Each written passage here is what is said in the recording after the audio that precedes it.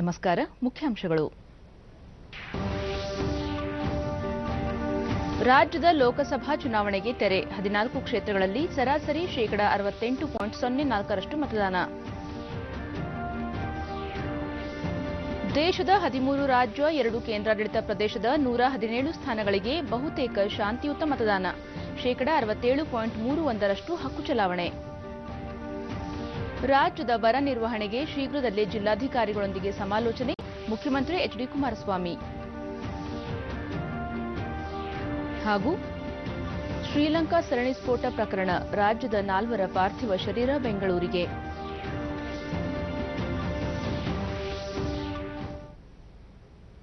ವಾರ್ತೆಗಳ ವಿವರ.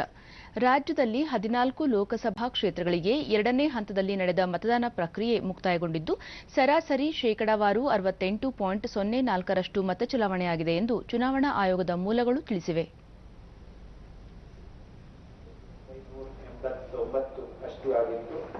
ಮತ್ತು ಇದರಲ್ಲಿ ಈಗ ಪೋಲಿಂಗ್ ಸ್ಟೇಷನ್ಸ್ 28,022 ಅಷ್ಟು ಇತ್ತು ಮತ್ತು ಪೋಲಿಂಗ್ ಲೊಕೇಶನ್ಸ್ 19,900. ಈ ಕುರಿತಂತೆ ನಿನ್ನೆ ಸುದ್ದಿಗೋಷ್ಠಿಯಲ್ಲಿ ವಿವರ ನೀಡಿದ ರಾಜ್ಯ ಮುಖ್ಯ ಚುನಾವಣಾ ಆಯುಕ್ತ ಸಂಜೀವ್ ಕುಮಾರ್, ರಾಜ್ಯದಲ್ಲಿ ಎರಡನೇ ಹಂತದ ಲೋಕಸಭಾ ಚುನಾವಣೆ ಶಾಂತಿಯುತವಾಗಿ ಮುಕ್ತಾಯವಾಗಿದೆ ಎಂದು ತಿಳಿಸಿದರು. ಚುನಾವಣಾ ಪ್ರಕ್ರಿಯೆ ಸಂದರ್ಭದಲ್ಲಿ ಅಧಿಕಾರಿಗಳು, ಫ್ಲೈಯಿಂಗ್ ಸ್ಕ್ವಾಡ್ಸ್, ಸ್ಪಾಟಿಕ್ ಸರ್ವೆಲೆನ್ಸ್ ಸ್ಕ್ವಾಡ್ಗಳು, 320 ಅಬಕಾರಿ ತಂಡಗಳು, 180 ವಾಣಿಜ್ಯ ತೆರಿಗೆ ತಂಡಗಳು ಸಕ್ರಿಯವಾಗಿ ಕಾರ್ಯನಿರ್ವಹಿಸಿವೆ. ಒಟ್ಟಾರೆ ಎಲ್ಲಾ ತಂಡಗಳು 88,26,32,000 ರೂಪಾಯಿ ಮೌಲ್ಯದ ಅಕ್ರಮ ನಗದು, ಮದ್ಯ, ಮಾದಕ ದ್ರವ್ಯ, ಇತರೆ ವಸ್ತುಗಳನ್ನು ವಶಪಡಿಸಿಕೊಳ್ಳಲಾಗಿದೆ ಎಂದರು.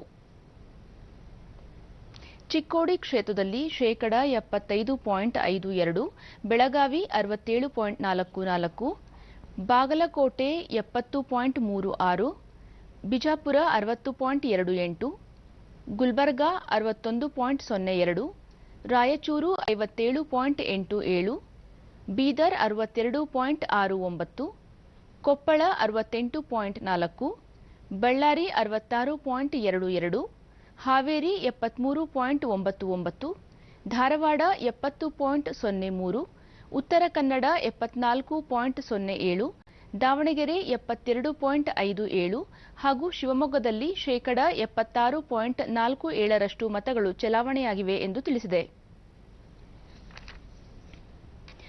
ದೇಶದ 13 ರಾಜ್ಯಗಳು ಮತ್ತು 2 ಕೇಂದ್ರಾಡಳಿತ ಪ್ರದೇಶಗಳ 117 ಲೋಕಸಭಾ ಸ್ಥಾನಗಳಿಗೆ ನಿನ್ನೆ ನಡೆದ ಮತದಾನದಲ್ಲಿ ಸಣ್ಣಪುಟ್ಟ ಘಟನೆ ಹೊರತುಪಡಿಸಿ ಬಹುತೇಕ ಶಾಂತಿಯುತವಾಗಿ ಮುಕ್ತಾಯಗೊಂಡಿದೆ ಎಂದು ಚುನಾವಣಾ ಆಯೋಗದ ಹಿರಿಯ ಉಪ ಆಯುಕ್ತ ಉಮೇಶ್ ಸಿನ್ಹಾ ದೆಹಲಿಯಲ್ಲಿ ನಿನ್ನೆ ತಿಳಿಸಿದ್ದಾರೆ.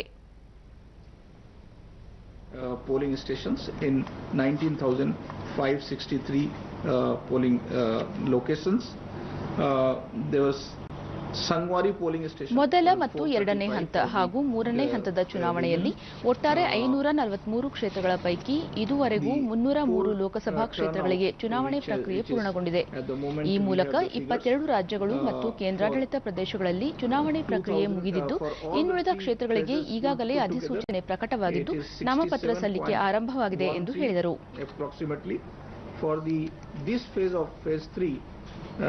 At the moment, it's known to be 64.0. ಉಪ ಆಯುಕ್ತ ಸಂದೀಪ್ ಸಕ್ಸೇನಾ ಒಟ್ಟಾರೆ 90,99,17,499 ಮತದಾರರ ಪೈಕಿ ಮೊದಲ ಬಾರಿಗೆ ಮತ ಚಲಾಯಿಸುವ ಯುವ ಮತದಾರರು 1,90,27,875 ಮಂದಿ ಇದ್ದಾರೆ. 2,25,000 ದಿವ್ಯಾಂಗರು, 18 ಲಕ್ಷ ಸೇವಾ ಮತದಾರರು ನೋಂದಣಿ ಮಾಡಿಕೊಂಡಿದ್ದಾರೆ ಎಂದರು.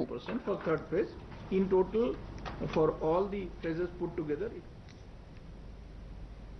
ನಿನ್ನೆ ನಡೆದ ಮೂರನೇ ಹಂತದ 117 ಕ್ಷೇತ್ರಗಳಲ್ಲಿ ಮತದಾನದ ಪ್ರಮಾಣ ಸರಾಸರಿ 67.31% ಆಗಿದ್ದು, ಅಸ್ಸಾಂನಲ್ಲಿ 81.97%, ಬಿಹಾರ 59.97%, ಗೋವಾ 74.77%, ಗುಜರಾತ್ 63.83%, ಜಮ್ಮು ಕಾಶ್ಮೀರ 12.86%, ಕರ್ನಾಟಕ 68.04%, ಕೇರಳ 76.83%, ಮಹಾರಾಷ್ಟ್ರ 61.59%, ಒಡಿಶಾ 64.09%, ತ್ರಿಪುರಾ 81.91%, ಉತ್ತರ ಪ್ರದೇಶ 61.46%, ಪಶ್ಚಿಮ ಬಂಗಾಳ 81.22%, ಛತ್ತೀಸ್ಗಢ 68.41, ದಾದ್ರಾ ನಗರ್ ಹವೇಲಿ 79.59, ದಿಯು ಮತ್ತು ದಮನ್ 71.82ರಷ್ಟು ಮತದಾನವಾಗಿದೆ ಎಂದು ಚುನಾವಣಾ ಆಯೋಗ ತಿಳಿಸಿದೆ. ರಾಜ್ಯದ 14 ಲೋಕಸಭಾ ಕ್ಷೇತ್ರಗಳಿಗೆ ಚುನಾವಣೆ ಮುಕ್ತಾಯವಾಗಿದ್ದು, ಮತಯಂತ್ರಗಳನ್ನು ಆಯಾ ಜಿಲ್ಲೆಗಳ ಸ್ಟ್ರಾಂಗ್ ರೂಂನಲ್ಲಿ ಇರಿಸಲಾಗಿದೆ.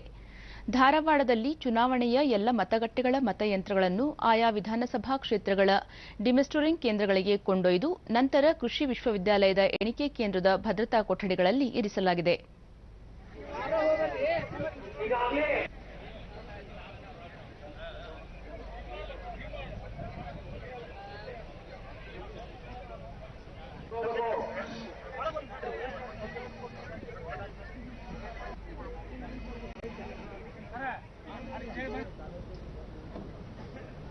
ಮತ್ತೊಂದೆಡೆ ದಾವಣಗೆರೆಯಲ್ಲಿ ನಿನ್ನೆ ಮತದಾನ ಮುಕ್ತಾಯವಾದ ಬಳಿಕ ಮೋತಿವೀರಪ್ಪ ಕಾಲೇಜಿನಲ್ಲಿ ಡಿಮಸ್ಟರಿಂಗ್ ಜರುಗಿತು. ಬಳಿಕ ಮತಯಂತ್ರಗಳನ್ನು ಸ್ಟ್ರಾಂಗ್ ರೂಂಗೆ ರವಾನಿಸಲಾಯಿತು.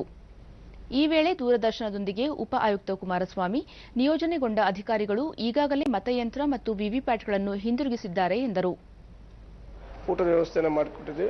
ಎಲ್ಲ ಶಾಂತಿಯುತ, ಯಾವುದೇ ರೀತಿಯಾದಂತಹ ಗಲಭೆ ಆಗಲಿ ಮತ್ತೊಂದಾಗಲಿ ಎಲ್ಲೂ ನಡೆದಿಲ್ಲ. ಉತ್ತಮವಾದಂಥ ಮತದಾನದ ಒಂದು ಪ್ರಮಾಣ ಉತ್ತಮ ಚೆನ್ನಾಗಿದೆ. ಎಲ್ಲ ತುಂಬ ಸೌಕರ್ಯಯುತವಾಗಿದೆ.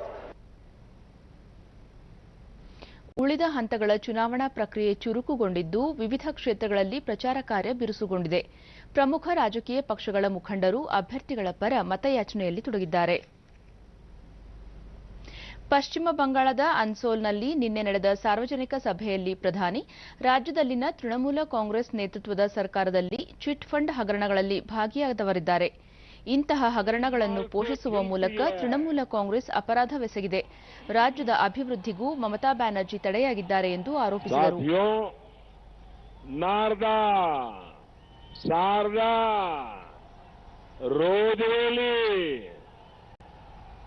ये सिर्फ घोटाले नहीं है, गरीब के जीवन के साथ किया गया बहुत बड़ा अपराध है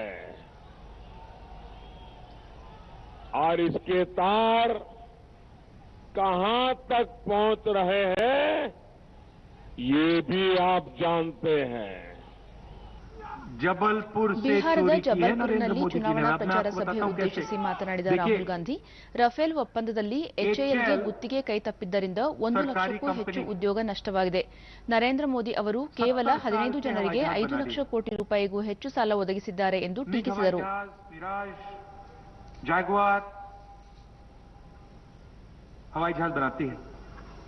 नरेंद्र मोदी ने दुनिया का सबसे बड़ा डिफेंस कॉन्ट्रैक्ट राफेल हवाई जहाज का कॉन्ट्रैक्ट एचएएल कंपनी से छीना. ಲೋಕಸಭಾ ಚುನಾವಣೆಯಲ್ಲಿ ಶಿವಮೊಗ್ಗ ಸೇರಿ ಉಳಿದ 3 ಕ್ಷೇತ್ರಗಳಲ್ಲಿ ಜೆಡಿಎಸ್ ಅಭ್ಯರ್ಥಿಗಳು ಗೆಲುವು ಸಾಧಿಸಲಿದ್ದಾರೆ ಎಂದು ಮುಖ್ಯಮಂತ್ರಿ ಎಚ್ಡಿ ಕುಮಾರಸ್ವಾಮಿ ಹಾಸನದಲ್ಲಿ ನಿನ್ನೆ ತಿಳಿಸಿದ್ದಾರೆ. ಸರ್ಕಾರ ಪತನವಾಗುತ್ತದೆ ಎಂದು ಕೇಳಿಬರುತ್ತಿರುವ ಸುದ್ದಿ ಹೊಸದೇನಲ್ಲ, ನಮ್ಮ ಸರ್ಕಾರ ಸುಭದ್ರವಾಗಿದೆ ಎಂದರು. ಚುನಾವಣೆ ಮುಗಿದಿರುವ ಹಿನ್ನೆಲೆಯಲ್ಲಿ ರಾಜ್ಯದ ಅಭಿವೃದ್ಧಿ, ಬರ ನಿರ್ವಹಣೆಯತ್ತ ಸರ್ಕಾರ ಗಮನ ಹರಿಸಲಿದೆ.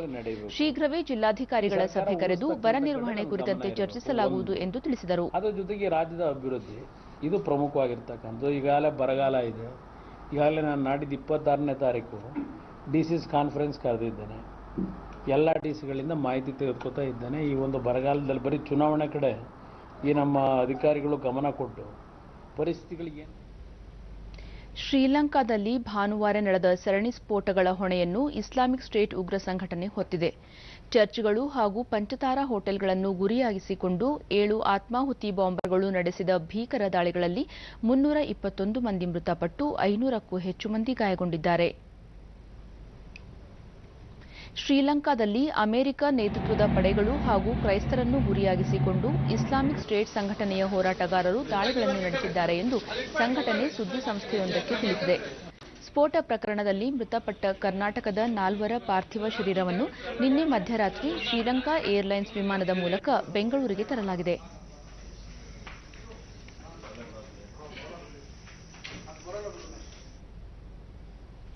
ವಿವಿಧ ರಾಜ್ಯಗಳಲ್ಲಿ ಅಧೀನ ನ್ಯಾಯಾಲಯಗಳಲ್ಲಿ ಖಾಲಿ ಇರುವ ಹುದ್ದೆಗಳ ನೇಮಕಾತಿ ಮತ್ತು ಮೂಲಭೂತ ಸೌಕರ್ಯ ಅಭಿವೃದ್ಧಿಗಾಗಿ ಮೀಸಲಿಟ್ಟಿರುವ ಅನುದಾನವನ್ನು ಬಿಡುಗಡೆ ಮಾಡುವಂತೆ ಸುಪ್ರೀಂ ಕೋರ್ಟ್ ಕೇಂದ್ರ ಸರ್ಕಾರಕ್ಕೆ ಸೂಚಿಸಿದೆ. ಮುಖ್ಯ ನ್ಯಾಯಮೂರ್ತಿ ರಂಜನ್ ಗೊಗೊಯ್, ನ್ಯಾಯಮೂರ್ತಿಗಳಾದ ದೀಪಕ್ ಗುಪ್ತಾ ಹಾಗೂ ಸಂಜೀವ್ ಖನ್ನಾ ಅವರಿದ್ದ ಪೀಠ ಹಿರಿಯ ವಕೀಲ ವಿಜಯ್ ಅನ್ಸಾರಿಯಾ ಸಲ್ಲಿಸಿದ್ದ ವರದಿಯನ್ನು ಆಧರಿಸಿ ಈ ಆದೇಶ ನೀಡಿದೆ.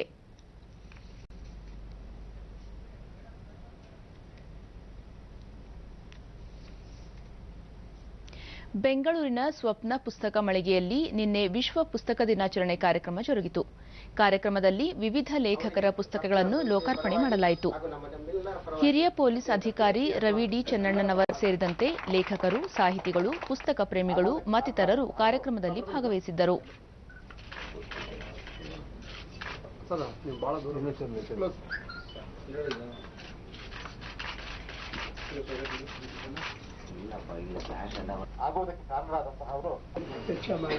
ಬಳಿಕ ನಾಡೋಜ ಕೆಎಸ್ ನಿಸಾರ್ ಅಹಮದ್ ಪುಸ್ತಕ ದಿನಾಚರಣೆ ಕಾರ್ಯಕ್ರಮವನ್ನು ವಿಶಿಷ್ಟವಾಗಿ ಆಚರಿಸುತ್ತಿರುವುದು ಶ್ಲಾಘನೀಯ ಸಂಗತಿ ಎಂದರು. ನನ್ನದೇ ಸಂಸ್ಥೆಯ ಸ್ವಾದ ಒಂದು ಭಾಗವಾಗಿ 25 ವರ್ಷಗಳಿಂದ ಪ್ರತಿ ಒಂದು ಕಾರ್ಯಕ್ರಮಕ್ಕೂ ನನ್ನ ಆತ್ಮೀಯರಾದ ನಿತಿನ್ ಶಾ ಅವರು ಮತ್ತೆ ನಮ್ಮ ದೊಡ್ಡ ಕವಿ ಡುಂಡಿರಾಜ್ ತಮ್ಮ ಚುಟುಕು ಕವನಗಳ ಮೂಲಕ ನೆರೆದಿದ್ದವರ ಗಮನ ಸೆಳೆದರು. ಮುಗಿಸುವಾಗ ಆಗುವುದೇ ಬೇರೆ, ಎರಡೂ ಕಿವಿ ತೋತು. ಆದ್ರೆ ಇವತ್ತಿಲ್ಲಿ ಹಾಗೆ ಆಗ್ತಾ ಇಲ್ಲ. ಯಾಕಂದ್ರೆ ನಮ್ಮ ಗುರುಗಳೇ 10 ನಿಮಿಷ ಅಂದ್ರೆ ಅದಕ್ಕಿಂತನೂ ಕಡಿಮೆ ಸಮಯ ತಗೊಂಡು ಬಹಳ ಮುತ್ತಿನಂತ ಕೆಲವು ಮಾತುಗಳನ್ನ ಆಡಿದ್ದಾರೆ. ಆಮೇಲೆ ಇವತ್ತು ಇಲ್ಲಿ ಮಾತಿಗಿಂತ ಸಂವಾದ ಮುಖ್ಯ. ನೀವು ಲೇಖಕರ ಜೊತೆ ಸಂವಾದ ಮಾಡೋಕೆ ಒಂದು ಅವಕಾಶವನ್ನು ಇಲ್ಲಿ ಸ್ವಪ್ನ ಇವತ್ತು ಏರ್ಪಡಿಸಿದೆ. ಆದ್ರೆ ನಾನು ಒಂದು ಸ್ಪಷ್ಟೀಕರಣ ಕೊಡ್ತಾ ಇದ್ದೀನಿ. ನಾನು ಇವತ್ತು 2 ಮಾತುಗಳನ್ನ ಆಡಲಿಕ್ಕೆ ಸಂತೋಷ ಆಗ್ತಾ ಇದೆ ಅನ್ನೋದು ಕೇವಲ ಉಪಚಾರದ ಮಾತಲ್ಲ. ಈಗ ಇಂದಿನ ಪತ್ರಿಕೆಗಳ ಇಣುಕು ನೋಟ. 3ನೇ ಹಂತ ಮತದಾನ ಹಿತಮಿತ. ರಾಜ್ಯದ ಉತ್ತರ ಭಾಗದಲ್ಲಿ ಅಬ್ಬರ, ದೇಶಾದ್ಯಂತ ಬಹುತೇಕ ಶಾಂತ ಸುಲಲಿತ.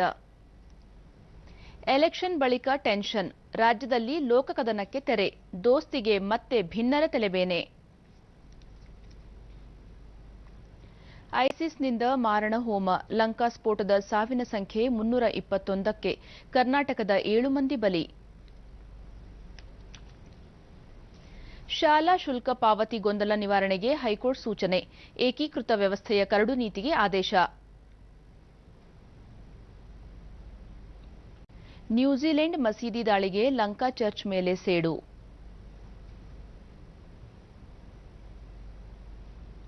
ಇವು ಇಂದಿನ ಪತ್ರಿಕೆಗಳ ಪ್ರಮುಖ ಸುದ್ದಿ. ಉಳಿದಂತೆ ತೈಲ ಆಮದಿಗೆ ಪರ್ಯಾಯ ಮಾರ್ಗ, ಭಾರತದಲ್ಲಿ ತೈಲ ಪೂರೈಕೆಗೆ ಸಮಸ್ಯೆ ಆಗದು, ಬೇಡಿಕೆ ಎದುರಿಸಲು ಸಿದ್ಧರಿದ್ದೇವೆ ಪ್ರಧಾನ್. ಇಂದು ಮಧ್ಯಾಹ್ನ ನಿಮ್ಮ ನೆರಳೆ ಮಾಯ, ಇದು ಬೆಂಗಳೂರಿನಲ್ಲಿ ಶೂನ್ಯ ನೆರಳಿನ ದಿನ. ಮಧ್ಯಾಹ್ನ 11:55ರಿಂದ 12:25ರವರೆಗೆ ವಿಸ್ಮಯ. ಗ್ರಂಥಾಲಯ ಅನುದಾನ ಕೊರತೆ ಶಿಕ್ಷಣ ಇಲಾಖೆ ಪ್ರಧಾನ ಕಾರ್ಯದರ್ಶಿ ಉಮಾಶಂಕರ್ ಬೇಸರ. ಏಷ್ಯನ್ ಕುಸ್ತಿ, ಪ್ರವೀಣ್ ರಾಣಾಗೆ ರಜತ, ಚಿನ್ನ ಗೆದ್ದ Bajrang. Royal Challengers Bengaluru Kings 11 Punjab ಹಣಾಹಣಿ ಇಂದು. ಕೊನೆಯಲ್ಲಿ ಮತ್ತೊಮ್ಮೆ ಮುಖ್ಯಾಂಶಗಳು.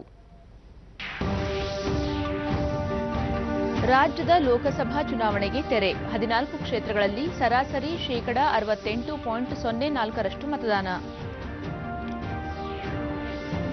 ದೇಶದ 13 ರಾಜ್ಯ, 2 ಕೇಂದ್ರಾಡಳಿತ ಪ್ರದೇಶದ 117 ಸ್ಥಾನಗಳಿಗೆ ಬಹುತೇಕ ಶಾಂತಿಯುತ ಮತದಾನ, 67.31% ಹಕ್ಕು ಚಲಾವಣೆ. ರಾಜ್ಯದ ಬರ ನಿರ್ವಹಣೆಗೆ ಶೀಘ್ರದಲ್ಲೇ ಜಿಲ್ಲಾಧಿಕಾರಿಗಳೊಂದಿಗೆ ಸಮಾಲೋಚನೆ, ಮುಖ್ಯಮಂತ್ರಿ ಎಚ್ಡಿ ಕುಮಾರಸ್ವಾಮಿ. ಹಾಗೂ ಶ್ರೀಲಂಕಾ ಸರಣಿ ಸ್ಫೋಟ ಪ್ರಕರಣ, ರಾಜ್ಯದ 4 ಪಾರ್ಥಿವ ಶರೀರ ಬೆಂಗಳೂರಿಗೆ.